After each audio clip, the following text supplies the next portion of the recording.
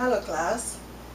This week's assignment was to choose and discuss one of the effects described in our handbook, and I have chosen the redundancy effect.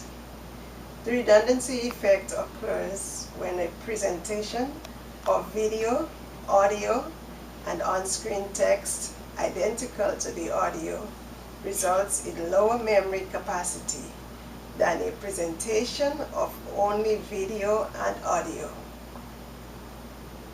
According to Spector, this effect applies to multiple sources of information, each of which is able to stand independently on its own.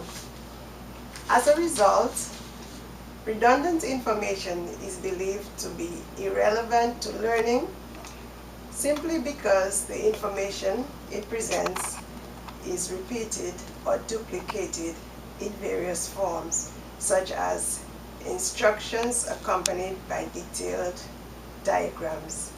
Redundancy effect may be caused by visual overload in working memory and applies only to visual recognition and not to verbal recognition. The authors of our handbook, they believe that redundant information is unnecessary,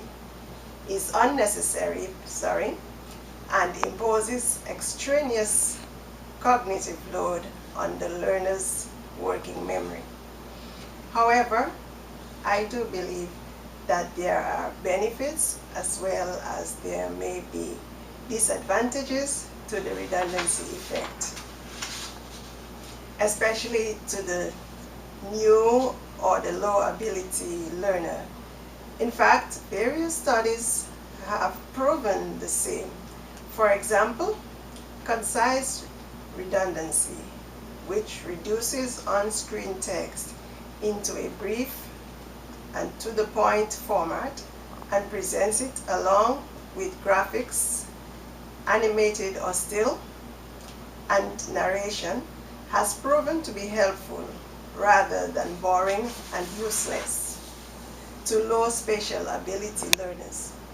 In a particular case during which concise, redundant information was presented to groups of low and high ability learners, the result was a significantly higher boost of confidence in the low spatial ability learners. A particular experience of the redundancy effect stands out in my own mind. It was an occasion during which I was trying to install my internet and networking equipment. I had received a CD containing diagrams, written instructions, and narration, all repeating the same step-by-step information, explaining how the process should be completed. At first I started using all three forms, probably just out of curiosity. But after I became familiar with just the basic first steps, I chose to turn off the narration and continue with the text and the diagram.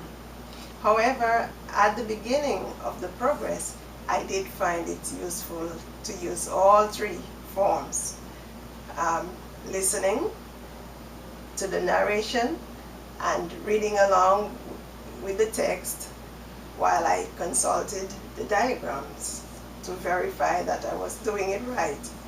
And it did help, and so I count that as having had an advantage with the extra narrative.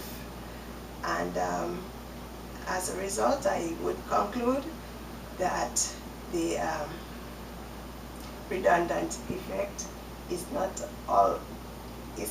only just boring and useless material, but there are times during which it can prove to be useful. Thank you.